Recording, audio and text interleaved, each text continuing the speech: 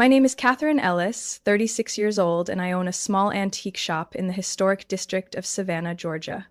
To outsiders, I lead a simple life. I wear old sweaters, drive a Subaru that's over 10 years old, and spend my days dusting items most people would call junk. But in my family's eyes, I'm the disappointment wrapped in the body of a single woman with no children, no real career, and certainly no prestigious degree to flaunt each Thanksgiving. My father, Mr. Harrell, was once a branch manager at a local bank, proud of his belief that credit score matters just as much as character. My mother, Mrs. Nancy, was a former public high school principal who believed that every child could succeed as long as they chose the right school, the right major, and married the right man. Their golden child, my sister Lauren, was the perfect example. She graduated with honors from Stanford, became a lawyer for a major pharmaceutical company in Chicago, married an orthopedic surgeon, and had 2 kids in private school who started golfing at age 7. Their Christmas cards looked like magazine covers, matching sweaters, gleaming teeth, and all. And me? I chose to study art history at Georgia State University. While Lauren entered courtrooms, I spent hours in libraries, reading old manuscripts and admiring 18th century furniture. Art is lovely, my mother once said, but it doesn't pay the rent. I still remember the way her hand trembled slightly when she folded my college application shut in disappointment. After graduating, I worked for 3 years as an assistant at an auction house, quietly learning how to distinguish true walnut from veneer, how to read the signs of artificial aging, and how to identify a lamp's era, whether Art Deco or mid-century modern. I remember coming home excited about a mispriced piece I'd spotted, nearly $3,000 undervalued. My father just muttered, "Sounds like a gamble." At 28, I emptied my savings, borrowed a small sum from a friend, and rented a tiny red brick storefront tucked beneath the old oak trees on Whitaker Street. I named the shop Ellis and Era and displayed each Queen Anne chair like a shrine to time itself. On opening day, my mother brought a plastic bouquet, looked around, and whispered to her best friend, "Hopefully she snaps out of this before she hits 30. From then on, I became the side character at every family gathering. Each holiday was a stage play, with Lauren in the starring role, the brilliant lawyer, the devoted mother, the ideal wife. Meanwhile, I got asked, "Is the shop still open?" Or, "Have you thought about substitute teaching?" Once, I overheard my father sigh to my uncle, "At least she's not asking for money." What they didn't know was that every piece I sold was a memory revived. An English silver tea set worth over $2,000 once kept me up all night, terrified I'd misjudge its value. A 19th century music box I quietly passed to a customer made her cry when it played the tune her mother used to hum in 1945. They only saw dust. They never saw the history. But the most painful part wasn't their dismissal. It was the constant sense that I was never enough. No matter how hard I tried, I remained Catherine, the wayward daughter, unmarried, Ivy Leagueless, with no framed accolades for my mother to brag about at Tuesday morning prayer group. And I accepted that supporting role. At least from there, I was left in peace. I never told anyone, not even my closest friend, that one of the very first items I sold at Ellis & Era quietly opened an entirely new world for me. It was a 19th century French pendulum clock, buried deep in a dusty storage shed on the outskirts of Savannah. The owner just wanted to clear out the junk, and I bought it for $30, along with a skeptical look after a week of meticulously cleaning off the mold, oiling the movement mechanism, and researching the engraved markings underneath. I discovered it was a limited edition by L. Leroy and C., custom made for a French general during the reign of Napoleon III. 3 months later, that clock sold at auction in New York for $48,000. I didn't spend a single dime of it. I opened a private investment account and used the business entity to separate personal and company assets. From that moment on, I realized my passion wasn't just about emotion. It was a precise tool to generate value. I didn't need my family's approval. I needed time, patience, and the ability to see what others overlook. I began waking early on weekends to attend state liquidations, especially in historic homes along the southeastern coast. I discovered that many wealthy families in Charleston, Beaufort, or St. Augustine had no one knowledgeable enough to properly appraise old keepsakes when downsizing. Armed with a notebook and an artifact code scanner, I trained myself to distinguish between glued-together furniture and true colonial craftsmanship. Authentic engravings from the Federal era versus cheap reproductions from the 1970s. I sat on maps, handheld map mount. One of the most memorable finds happened in Jacksonville. An elderly couple was selling their late father's private library. He had been a retired college professor. Among thousands of books, I found a rare woodblock print, an original 1837 edition, annotated by a British historian who had written about the War of 1812. I paid $125 for the entire box of books. 6 months later, after verifying the signature and historical context, the print sold to a museum for $210,000. Wins like that don't happen every day, but even just a few pieces a year, combined with steady, smaller transactions, were enough to steadily grow my investment portfolio.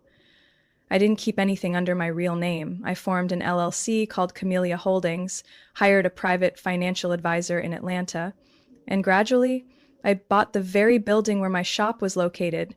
Not just the shop, but all 3 apartments above it, an office next door, and even the parking lot in the back. Everything was under the LLC's name. No one in my family knew. They still believed I was scraping by, barely getting through, or keeping the shop open for fun, and I let them believe it. I lived simply, not because I had to, but because I chose to. Most of my clothes were carefully curated vintage pieces. Some I got for $20 at flea markets, but made from French jacquard fabrics from a century ago. My car was an old Subaru, but lovingly maintained and filled with memories. I didn't drink wine that cost hundreds of dollars, but I did own a first-generation set of Baccarat crystal glasses I bought cheap from a pawn shop that had no idea what they were selling. Each year, I traveled to Europe once, usually in the fall, officially for buying trips, but truly, it was to spend a few weeks among the museums of Florence or Vienna, reading old books in the tucked-away shops of Bruges, and walking through Paris rain just to watch the streetlights shimmer on the cobblestones. I didn't need to prove anything to anyone. I arrived at my mother's house around noon on Thanksgiving, carrying a homemade pumpkin pie and a set of old crystal glasses I had just polished. Every year I brought Lauren, a small gift with historical value, and every year she would set it aside without a second glance, then launch into tales of her latest contract, newest project, or upcoming family vacation in Hilton Head or Aspen. My mother's home in Athens, Georgia hadn't changed. Carefully trimmed garden, interiors styled like something out of Southern living. The smell of butter and cinnamon drifted from the kitchen. Lauren had arrived early. Her sleek black SUV took up the entire cobblestone driveway. I parked down the street, where the leaves hadn't been raked. "Well, look who's here," Lauren smirked as I walked in. "Good thing you didn't keep the shop open today, huh, Catherine?" I smiled and said nothing. I had left the new assistant in charge. But Lauren wouldn't understand the concept of delegation. To her, if you weren't clocking in 8 hours a day, you weren't really working. We helped Mom set the table. She handed me a bag of raw potatoes. "Can you peel these, sweetie? Your sister's handling the plating." I sat at the kitchen table, quietly doing my part, just like every year. My father walked in with a bourbon in hand, greeted Lauren with a wide grin, and gave me a nod, barely glancing in my direction. "How's the store, Catherine? Still open?" "Same as always, Dad," I replied evenly. "Had some interesting pieces last month." He said absent-mindedly, already tuned in to Lauren, who was mid-story about a multi-million-dollar medical lawsuit. I caught words like breach of contract, corporate liability, and board meeting. Mom ladled gravy, nodding proudly. Around 3 p.m., we all gathered at the table. The chandelier cast a warm golden glow, and the scent of roast turkey, cranberry sauce, and bread filled the room. Everything seemed to be unfolding like every other year. Until Lauren said, "Where's my phone? It must have died." I looked up. My phone was on the kitchen counter, where I'd left it while rinsing fruit. Before I could react, Lauren grabbed it, swiped the screen, and scrolled through my notifications. Seconds later, her face went pale. Her voice sliced through the cozy atmosphere. What the hell is this, Catherine? Everyone went silent. She held my phone up in the middle of the table. The screen was still lit. A notification from Martin, my financial advisor, was visible. Congratulations, your net worth just hit $15.2 million. See you next week to discuss the Charleston investment. My father set his bourbon down so hard it sloshed over the plate. My mother's jaw dropped. Lauren stared at me like she'd uncovered a federal crime, gripping my phone like evidence. You've got to be kidding me, she growled. $15 million? You? That tiny antique shop of yours made all that? I stood up and extended my hand. Give me my phone, Lauren. She pulled back, eyes filled with suspicion and anger. No, you need to explain. Where did that money come from? Are you involved in something illegal? Off-the-books deals? Dirty money? Because if you are, you're dragging the whole family into it. Nothing illegal, I replied calmly, more than I expected. That money is mine. Every cent came from the work you always call playing with old junk. My father cut in, voice shaky. Is this real, Catherine? You really have $15 million? I nodded. The whole room froze. One moment we were offering blessings for Thanksgiving. The next, I felt like I was on trial in a family courtroom. Lauren exclaimed like she'd caught a traitor. All these years, you let everyone think you were broke. Had mom worried about your retirement, had dad constantly asking if you needed a teaching gig. Meanwhile, you've been sitting on a fortune like some silent queen, saying nothing. My mother whispered to herself, dazed. She goes to the grocery store in worn sweaters, gives the kids secondhand books, uses a cracked phone. And she's a millionaire. I took back my phone and slid it into my pocket. No one ever asked. No one ever really listened when I talked about my work. I wasn't hiding it. You just never cared unless it was about Lauren. Lauren let out a cold laugh, sharp as steel. Well, great, but now you know. We're going to have a lot to talk about after this meal. And as I looked around the table, from my father's wary eyes to the twitch in Mom's brow, I knew dinner had only just begun. We ate in silence. The turkey grew cold on the plates. The gravy thickened into a dull brown smear. No one touched the roasted sweet potatoes my mom always prided herself on making from the family recipe. Every conversation at the table had been swallowed by that $15.2 million figure that had just surfaced in a random notification. No one said congratulations. No one acknowledged the years I'd quietly worked alone. There was only stunned silence and schemes starting to take shape. Of course, Lauren was the first to speak. You know, she began, setting her utensils down, her voice soft as mist but sharp as a scalpel. Sophia has this chance to study violin at a music academy in France.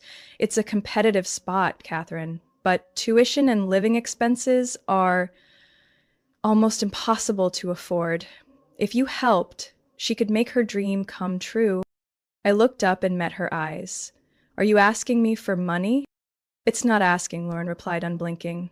We're family. You have it, and I need it. Call it reasonable sharing. My dad nodded, as if that made perfect sense. My mom sipped her water, then added, You live alone, no kids, no education or daycare costs. Helping out isn't a burden, right, honey? Before I could answer, Lauren's husband Jeff spoke up.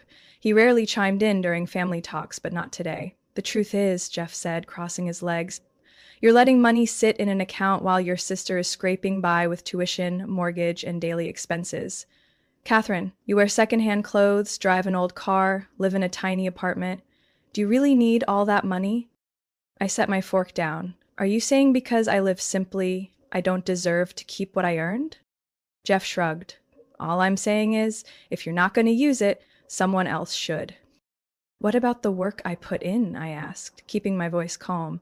All the years of research, learning, investing, taking risks. When everyone mocked that dusty antique thing, I was working in silence. And now, just because a number popped up, everyone feels entitled to a share? Lauren lowered her tone, trying to shift to guilt. Do you even know how much we worried about you? How many nights Mom couldn't sleep, wondering if her youngest daughter could pay for health insurance? You at least owe the family some transparency. I let out a quiet laugh. That's rich. All these years, no one asked seriously about my work. Not once did mom or dad visit the shop, except on opening day. Every time I mentioned a new antique, you all brushed it off. And now suddenly, I owe you something? My mom interjected, her voice now firmer. We're not pressuring you, sweetheart. We're just suggesting that you use your good fortune to help those close to you. I looked around the table. Everyone was watching me like I was a wallet with a heartbeat. 1 minute, 2. Then Lauren spoke again, her voice soft but calculated. I'm only asking for Sophia. Maybe a small scholarship. You could even put your name on it. One small act could change her entire life. And after that, I asked.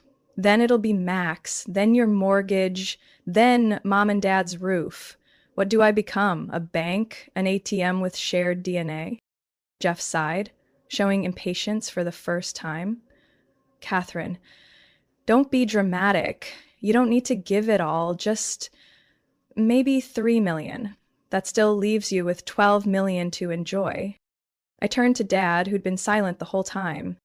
What do you think, Dad? He didn't look at me. Your mother's right. We're not forcing you. But don't forget, we all considered helping you when you were struggling. Now, it's your turn to help back.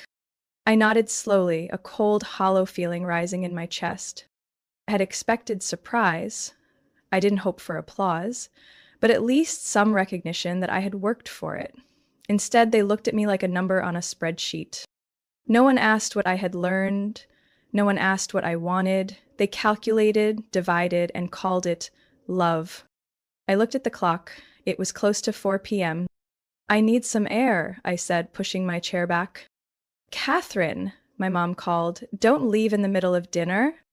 I turned back, my voice low but crystal clear. I'm not leaving. I'm reclaiming the boundaries this family just tried to cross. And I stepped outside, no coat, letting the cool wind brush against my neck. For the first time in my life, I felt completely clear. I stood on the porch, fingers gripping the wooden railing. The November chill crept through the gaps in my gloves, but my head burned hot. Inside, the sound of spoons clinking against plates and murmurs growing louder reminded me more of a shareholder meeting than a family dinner. I took a deep breath, trying to stay calm. 10 minutes later, I stepped back into the dining room.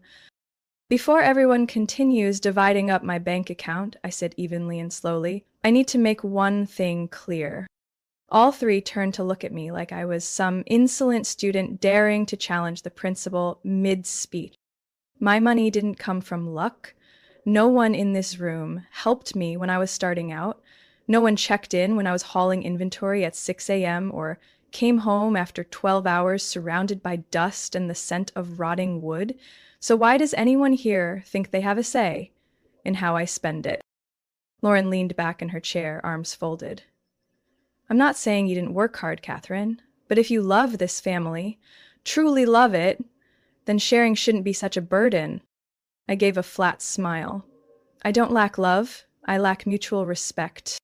My father put down his bourbon again. Your mother worried about you for years. We had no idea you were quietly saving that much. Because none of you wanted to know, I said. Every time I mentioned my work, someone changed the subject or tossed out, just hang in there a little longer. No one ever truly believed I could succeed. Jeff, now pulling out his phone, maybe to take notes or crunch numbers, looked at me with a quiet, cutting tone. The issue isn't that you have money, Catherine. It's that you hid it. It feels like betrayal. I nodded. If anyone in this house knows what betrayal feels like, it's me. Lauren slammed her palm on the table. Enough! You can't stand there pretending to be righteous while you're refusing to help your own niece. I didn't flinch. Helping is when someone asks with respect. This is a demand. A guilt trip. And it's wrapped in entitlement. My mother, eyes now brimming with tears, whispered, You're tearing this family apart over money. You live alone? No husband? No kids? What are you going to do with that much money your whole life? That question sliced through me like ice. I'm going to live the way I want, I replied, voice hoarse. And if that embarrasses you, I'll take that burden. Lauren stood, scraping her chair against the floor. If you walk out of here today without agreeing to help, Catherine, don't expect things to stay the same. Don't expect birthday invitations. Don't expect to be at my daughter's graduation. I stared at her. You're using your kids to bargain with me? This isn't bargaining, it's consequences. I walked toward the door, grabbed my coat from the hanger. My hands shook from cold and rage, but my voice didn't waver. I'm not saying no because I'm selfish. I'm saying no because I've learned the most expensive lesson of my life. Never give your worth to people who only see it when it turns into money. My father called after me, "You'll regret this. Sooner or later, being alone will catch up with you." I turned my head. I still have family, just not here, and I shut the door. I left my mother's house at dusk, my thin coat no match for the early southern chill. My hands were freezing, but inside I felt strangely clear. No more scraping chairs, hushed whispers, or the calculating glances of my sister and her husband. No more vague words wrapped in concern. Just the sound of my own footsteps on the cobblestone sidewalk. Steady, heavy, then slowly lighter, like each stone was lifting off my shoulders. Back in Ellison era, I didn't turn on the lights right away. I went upstairs, my small apartment above the shop, and sat by the window. From there, I could see Whitaker Street as it lit up. Soft jazz drifted in from the cafe on the corner. Everything looked the same, only I had changed. I checked my phone. A text from Mom. "You hurt us, but I still love you." Lauren said nothing. I wasn't waiting. I put my phone on silent. Not to avoid anything, but as a reminder, the voices that matter don't come in the form of guilt or sarcasm. The next morning, I opened the store earlier than usual, not to sell anything, but to clear away every trace of what happened the day before. Being treated like a family investment made me want to put everything back in order, both in the shop and in my heart. Jasmine, the college student I hired 3 months ago, came in at 8 a.m., holding a cappuccino and looking worried. "Are you okay? I texted you yesterday, but didn't hear back." I smiled, taking the warm coffee. "Better than you'd think." "And thank you for being patient." Hiring Jasmine was one of the best decisions I made this year. 23, passionate about antique textiles, obsessed with Victorian embroidery details, and blessed with something I once lacked: mentorship. Now I'm the mentor. In the weeks that followed, I poured myself into the store. I started a blog series breaking down the evolution of American wood furniture from the 18th to the early 20th century. Site traffic spiked. Some seasoned collectors began sending thank you notes. One even asked to apprentice with me.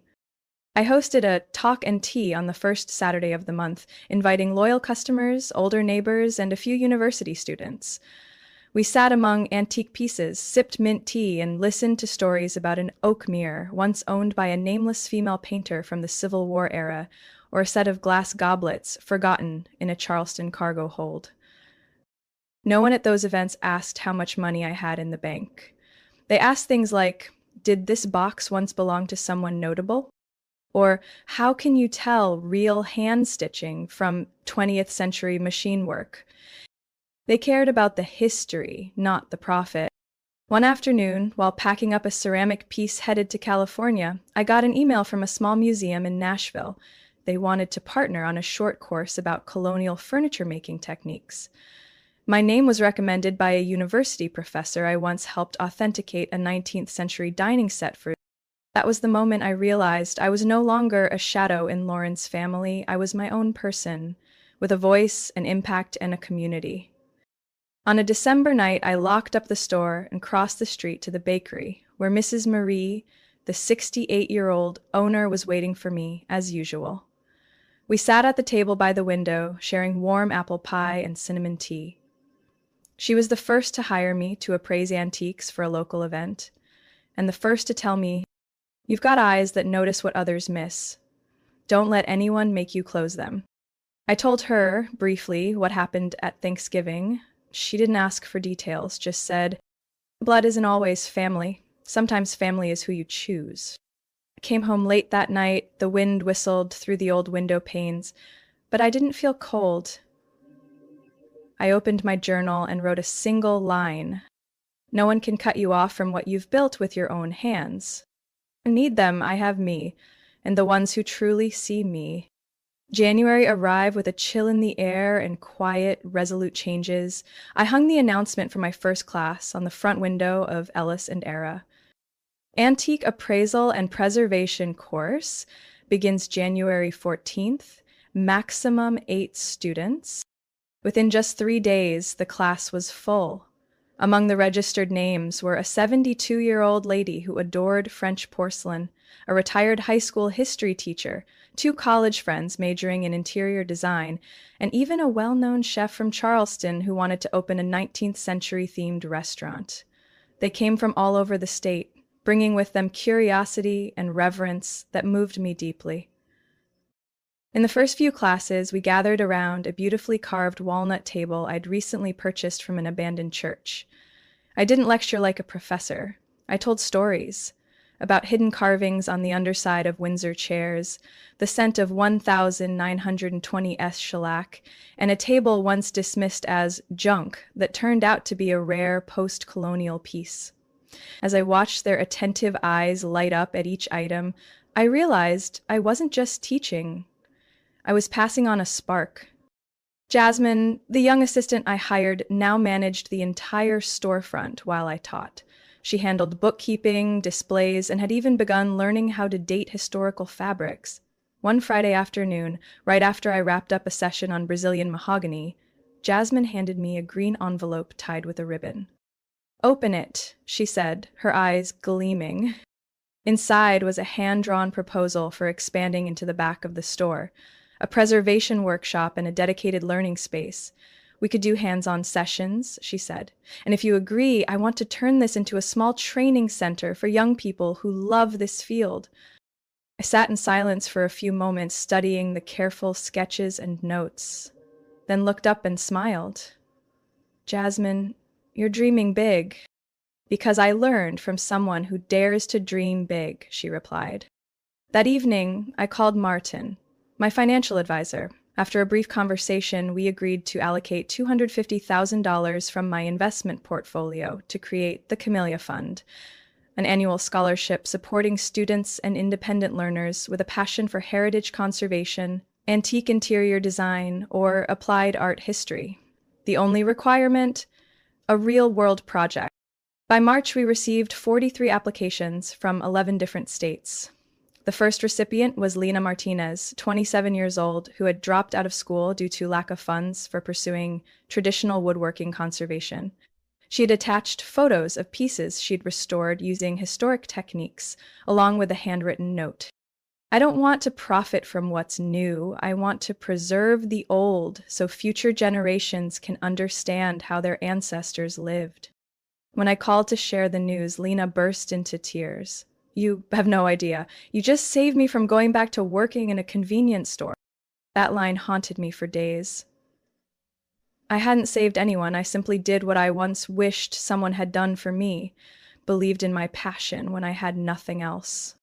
By late April, the back area of the shop was transformed into a multifunctional space. We called it the Archive Room, a place for workshops, guest lectures, and rotating student exhibits. Some days, people had to wait outside because it was standing room only. One evening, while restocking the display shelves, a visitor walked in. Amanda, my cousin who had skipped every family gathering for years.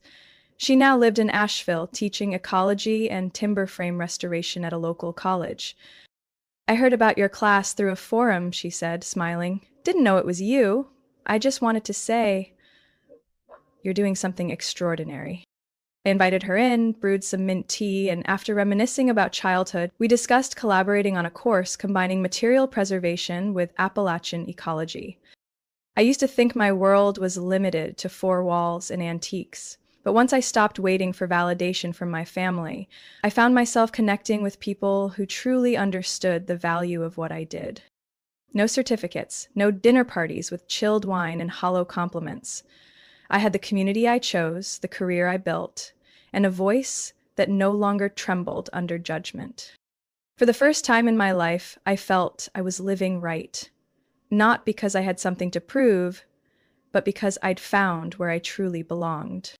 Thanksgiving came late this year, not because of the weather. Autumn in Savannah still painted the maples gold, warm and dry, but because I no longer counted the days. No more anxious anticipation, no more bracing myself for November, no more rehearsing how to smile under my mother's chandelier, pretending to belong in conversations that were never mine. This year, for the first time in over 15 years, I was the one inviting. A week before the holiday, I called home. My father picked up. I was thinking if you two wanted, you could come to Savannah this year. I'll make dinner at my place, just the three of us. There was a small silence on the other end. Then my father said simply, "Your mother would like that." No apology, no emotional tremble, but also no blame. That was enough. On Thanksgiving noon, I welcomed them at the shop. My mother wore an olive green cashmere coat, her hair pinned up, lips painted a soft pink. My father had sunglasses on and a baseball cap. Standing on the front steps under the golden sun, they looked like a fragment from a cracked childhood photo. "Your shop looks so different," my mother said as she stepped in. "It's more beautiful than we expected." I just smiled. "You've never seen it in the afternoon. The western light brings out the wood's depth." My father walked around, fingers grazing the edge of a mahogany table. "How old is this one?" "Circa 1815, I replied. "Cuban mahogany, hand-joined. Used to belong to a shipping family in Savannah." He nodded. No comment. But something in his eyes had softened. I led them upstairs to my apartment. The kitchen had been redone. Oak cabinets, vintage pendant lights. On the table were rosemary roast chicken, mashed potatoes, homemade cranberry sauce, and pecan pie I baked that morning. Nothing extravagant, but every dish was made with care, not for them, but because I wanted to. We ate in a quiet but not tense atmosphere. My father asked about the classes, my mother shared tidbits about the neighbors. No one mentioned Lauren. No one brought up the $15 million or family obligations. When dinner was over, I poured tea and handed over a small white-wrapped box. "A gift, Mom," I said, pushing it gently toward her. Inside was a silver camellia brooch from the late 19th century. I had bought it at a local auction drawn by its emblem, the same flower as the scholarship fund I had just launched. "It's beautiful," she whispered, her hand slightly trembling. "You know I always loved camellias." "Since I was little," I nodded. "You used to pin a fresh one to your blouse on parent-teacher night. You still remember?" "I remember everything." The room fell quiet for a moment. Then my father straightened his back, set his cup down, and said slowly, "We were wrong to think you had to follow Lauren's path to be successful. I thought it was safer that way." "I understand," I said, my voice calm but steady, "and I need you to understand this too. I don't need praise.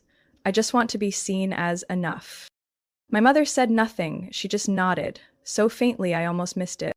After I walked them out around 7 p.m., I stood on the porch watching their silver sedan turn the corner.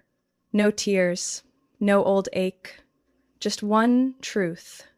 I no longer needed them to become the parents I used to wish for, but I had chosen to speak, not stay silent. I had held my boundary, kept compassion from becoming negotiation. That night I returned to the shop, sitting among pieces from the past, a room where time wasn't discarded but preserved with care. I opened my notebook and wrote the final line of the day. For the first time, Thanksgiving wasn't a test. It was just a dinner between three people, where I no longer had to ask permission to be myself.